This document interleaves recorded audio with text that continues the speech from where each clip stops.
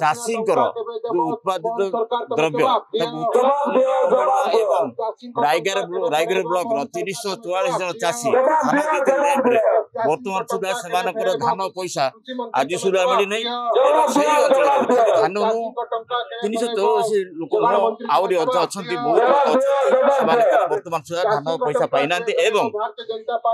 जो आंडीबेड़ा कोरापुट मका चाष होता से धान मका उत्पादन है बर्षा है मिली ना चाषी बिकी पारना से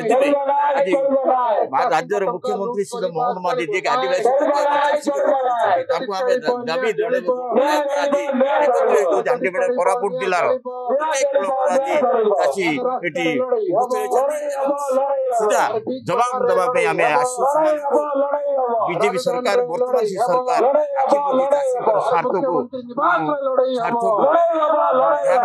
से मनुष्य कम कर स्पेसिफिकली रायगढ़ चाषी द्रव्यर मूल्य पाई ना रैली कौन कह रबी चाष करते जानी ना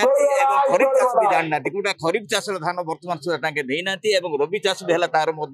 आज सरकार माने निदान शुईचंती एवं जो मका चाषी अच्छे से घोर अभाव जोटा कि आप देखिए आंडीबेड़ा कोरापुट अदिनिया वर्षा जो से गजा एवं जोटा कि तिथि मारी रही मका तार बिक्री हो पारे से धारणा दि जाए।